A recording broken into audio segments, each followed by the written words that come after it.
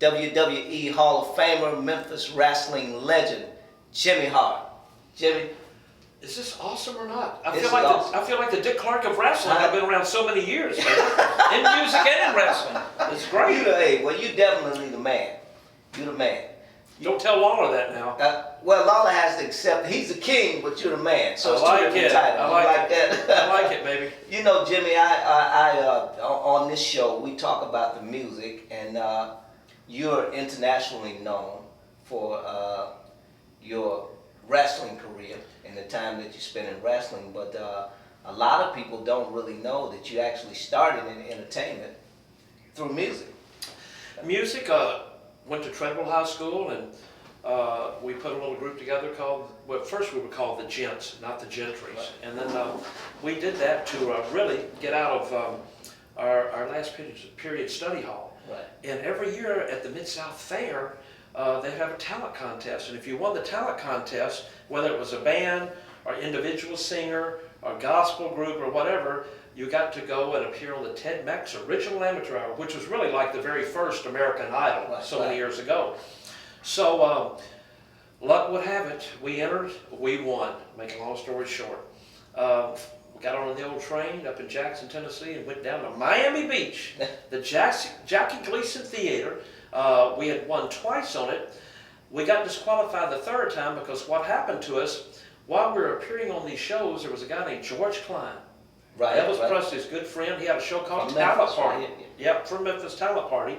And all the bands would come into town and play on Talent Party, and then he'd put local groups on every week too. So we were lucky enough to bump into him one night at a barbecue place over on Highland Avenue called Beretta's.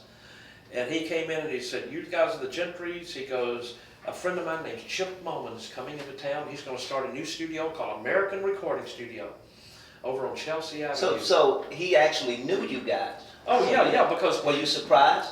Well, around town, because we had a local record, we had a lot of the local followings, and see, George would have all these sock hops. So Tommy Burke and the Counts, the Church Keys, Flash and the Board of Directors, just to mention a few, the Chasers. Man, you're taking them way back. Oh, I know it. I got that memory, man. No drugs, no liquor. Can you believe this? All my life. So, so that really took place. So he had saw us before play and performed, and he said, "Why don't you go over there to Chip's Moment? I'll call him, cut a little demo for us, and come back. We'll put you on Talent Party." Well, we went over. We cut a song by the Rolling Stones called "Time Is on My Side." Yes, it is. Everybody remembers that. You're right. So we cut that, and we're on Talent Party, and we'd gone off to perform on Ted Mack's Original Amateur Hour. So the next thing you know, we cut a little local record called Sometimes, and there was a guy named Roy Mack back in the day on FM. I think it was WMC 56 or something. Heck, I can't remember that part of it. But so every morning, all the records from Memphis would be played, and the kids at school would vote on this. So every day, and from Treadwell High School, the Gentrys, the #1 song, "Sometimes I Cry When I'm Lonely." So that picked up some good momentum, and Chips put it out for a single, and it sold pretty good locally. And there was a group here called the Ivanis, and they were kind of a group. They had horns and everything else, and soul singers, and they had cut a slow version of a song called "Keep On Dancing." But their version kind of went dan dan dan dan dan with saxes dan dan dan dan, and it was like "Keep on dancing, woo," kind of like the Isley Brothers. You know, keep on doing the jerk. We speeded it up and went, "Keep on dancing, keep on doing the jerk." Kind of made it into a dance. Yeah, right. So all of a sudden, bam, phones ring off the wall. George Klein had us back on Talent Party. In the meantime, we got disqualified for having I guess we went professional in a roundabout way. Chips went out and got MGM Records to come in, met with him, and they said, "Look, here's what we'll do. We think this could be a hit, but it could be a local hit because these guys are from Memphis, right? And people are buying it here. We'll put it out in Memphis. We're going to put it out in Nashville, Tennessee, which nobody knows them, and we'll put it out in Chattanooga, Tennessee." They put it out, got airplay at all three places. The record became #1 in about 3 weeks, so we got a major record deal. The next thing you know, we're on the road touring. We did the Cavalcade of Stars with Dick Clark. We were on Hullabaloo. So hold on now. Yeah. This time you guys were, what year was this, first of all? Well, this is back 1964, 65. Okay, so you guys were like high school. 17, 18? Yep, high school. And So all of a sudden we had this regional hit, which became a hit around the country. It's like this little portfolio I gave to you a while ago. This was done by SoundScan, which did it. It says on there, and I'll read it to you if I may. It says, what group in 1965 skyrocketed to fame and sold over 4.5 million singles and albums, which is true. A lot of records. You better believe it. Their first million seller, Keep On Dancing, was #1 in England, Japan, and the Philippines, and in the U.S. It was really #4 in the U.S., but eventually did go gold. The Gentrys have toured with the Beach Boys, Chicago, the Doobie Brothers. It didn't say Sonny and Cher, Steppenwolf, the list goes on and on. Right, right. They were on Hullabaloo Shindig, Where the Action Is, and American Bandstand twice. The Gentrys in 1971 had more hit records with Why Should I Cry and Cinnamon Girl on the Sun record label. The Gentrys are history, past, present, and future. No doubt. And it shows some of our, I'll let him zoom in if Yeah, you would get a like good shot of that. Get a good shot. This is 6 of our albums. But now this one is actually in Japan. Japan, the Yellow Japan. This was kind of the greatest hits. I don't know how we could have a greatest hits if we only had one hit, but that's what MGM did. Our first Gentry album, this was Gentry Time. Then this is when I left and went on the Sun label. Knox Phillips produced us on the Sun label. And this was the album that I put out in Canada only with the WWE, which went gold over there. Right, right. But I've got to be honest, 50,000 units sold over there was gold, so I've got to be truthful. A lot of people But, say Jimmy even, Hart's lips are moving, he's lying, but I'm telling you. But even at that, in the way that the record industry and with the downloading and CD burning and everything, 50,000 records back then was 50,000 records now would be unbelievable. Yeah, it would wouldn't be it? unbelievable. But that's really what got me into it, and of course, met Jerry the King Lawler, who got me into professional wrestling, of course, and we were talking earlier, the first time I was really on the show, Jerry invited me on to do a concert at the Mid-South Coliseum with him singing with us on some of his local hits that he had out, like Bad News and things like that, and that's really almost how I really came in the side door to get into the professional wrestling business. Which turned out to be a blessing for you. Oh, man, oh Lord, smile down on old Jimmy Hart, man. He said, we're gonna take care of you. The music business was a little shaky up and down, and we're gonna get you in the wrestling business, and I'll be darned, it was a little shaky up and down. Right. But then I had that magic phone call from Vince McMahon, and I said, feet, don't fail me now, baby. Well, now, before then, you were a big star in the Mid-South area with, was it USWA? I grew up watching it from NWA. It was really Memphis wrestling back then, and then after we left, it became the USWA, but I was here for 5 years, and what happened too, once again, Jerry Lawler's bad luck turned into good luck for me. He was playing touch, I was managing Jerry, I just started managing him about 5 or 6 weeks, and all of a sudden he was playing football on Sunday afternoon. They had asked me to go play, him and Jerry Calhoun and all of them, but I decided not to go. About 3 o'clock, I'm watching a news break on TV and it said, Jerry Lawler rushed to a Baptist hospital with a broken leg. About that time, Jerry Jarrett called me. Jimmy, were you playing football with Bill Dundee? Did really? I said, no, I wasn't. He goes, good, because we're fixing to put a rocket on you and make you the hottest thing in Memphis till the king comes back. And buddy, they were right. I went on TV that following week and Lance Russell said, we'd like to bring out Jerry Lawler's manager, his confidant. Jimmy, we know what happened this past week to Jerry the King Lawler, and we'd like for you to shed some light on this. Well, I went in and I said, Jerry who?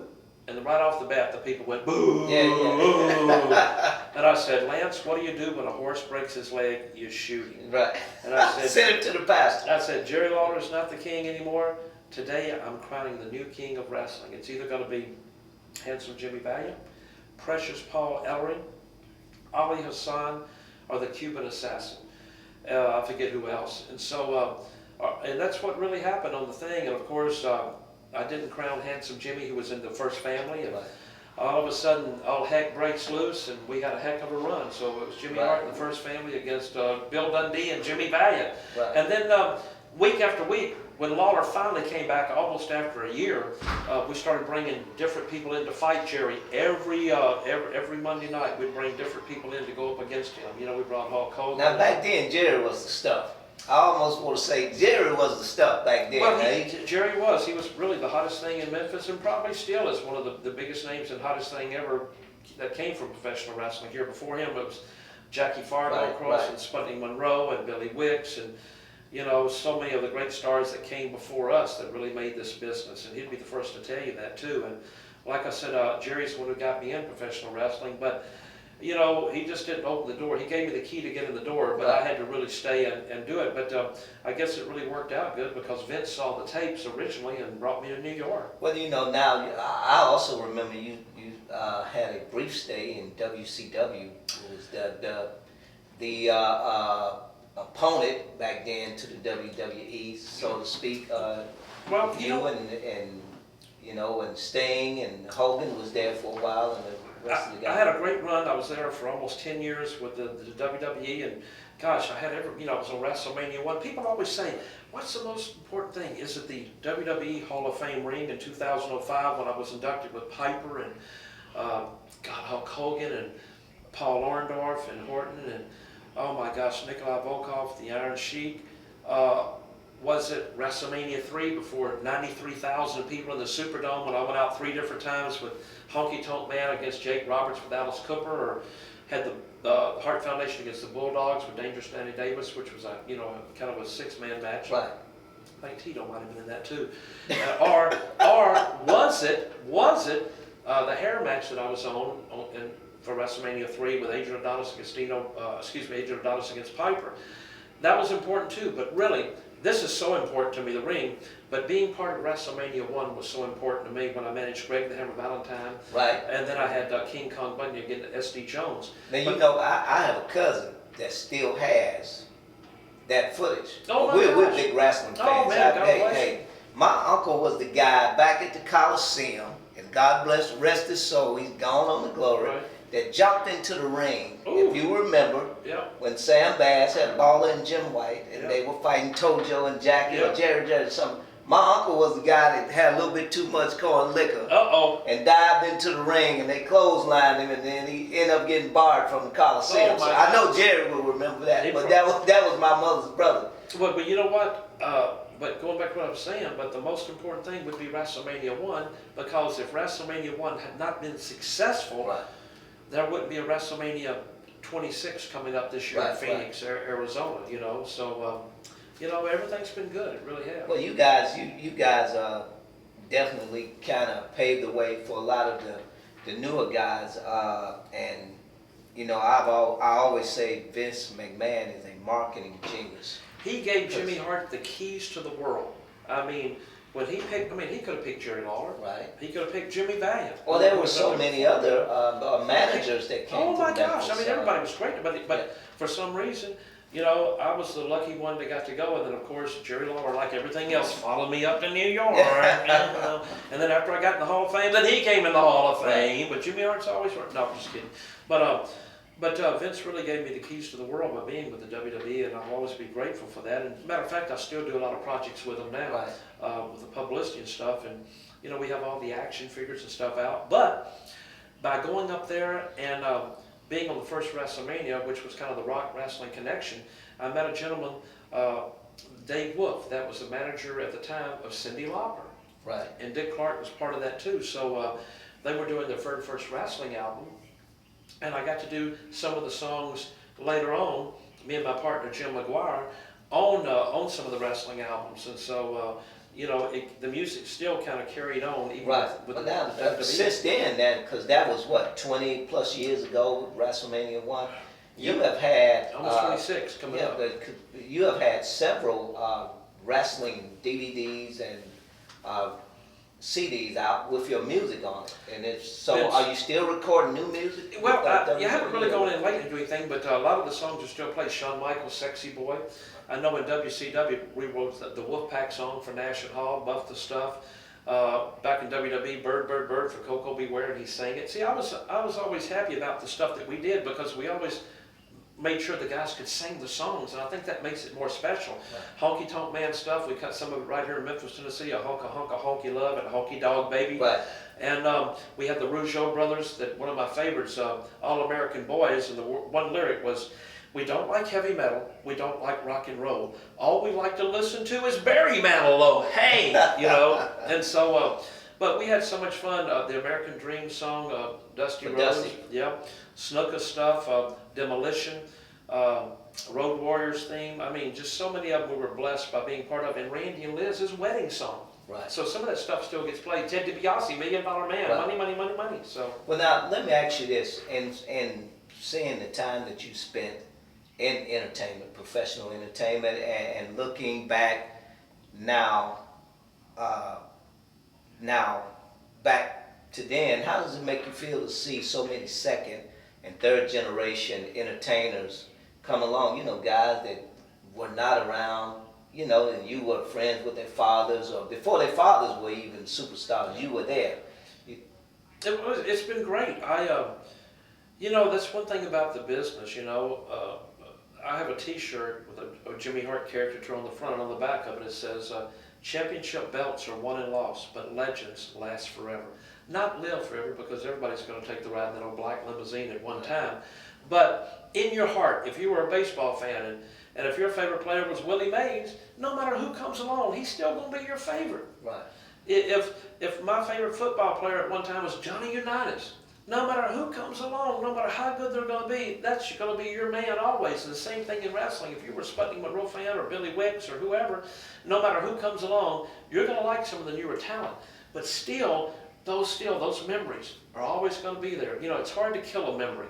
Well, you know, because like I go to the matches now and I work with a few guys, with Corey and all. I see you and Jerry and Bill and some of the older guys come back, Stan and Steve and stuff, and the crowd just goes crazy, go wild when you walk in. Even if they're booing you, even if you're the bad guy on that night, there's still a certain amount of energy and love that you guys receive for still being into the business from the fans. Well, you know, it's so great to go around Memphis. I love coming back to do the shows once a year with Corey and them, and every now and then I try to do a call-in radio thing, you know, for TV when he wants me to do something. But having all those old tapes, the people go back into their memory bank, and when they see Jimmy Hart managing Austin Idol and Handsome Jimmy together, or see the First Family with Coco Beware and the PYT Express with Norvell Austin, or Big Joe LeDuc, or Killer Carl Krupp, or Plowboy Frazier, when we had him as Plowboy Frazier, then the next week I'd have him out as the Long Ranger, and you know, and so are the Bruise Brothers. You know, it's just so many great stories and so many great things that happened back then. But they're etched into everybody's minds here, because everybody that watched us growing up, they're either car dealers, they own car dealerships, or doctors, or lawyers, or look at Dr. Harrington, who is just retiring, which he's been a big wrestling fan forever. Right, and so these, you know, no matter who you are. Yeah, and you guys are obviously pretty good friends because you were there right next to him at the retirement celebration on yesterday. We came down, and when we heard that, Corey said, we got to go. And I said, oh my God, let's go. And we walked in, and one of the ladies in charge, she said, Jimmy, y'all got to stand right here. Dr. Harrington would love this. The mayor want, you know, so we did the first thing he came out, gave us, I mean, he's great. And you know what I really liked about his speech that he did was so cool, because he didn't read it. Right. It was not on a teleprompter, which most politicians, everything's on a teleprompter. When you see them word for word, it's a teleprompter. But it came from his heart. And when he gave the roses to his mom, right, and said, there's not a day that doesn't go by that I don't go and see my mom every day. And one of the things he said, no matter if there's two groups, and 1 month you side with this group, the other group's going to hate you. And then next month you side with them, the right, so right. You know, it's a hard situation. But him to be in this many terms, oh my gosh, it's phenomenal. Nobody will ever duplicate that again. Well, you know, and I say this to you, and I'm also saying it to the mayor.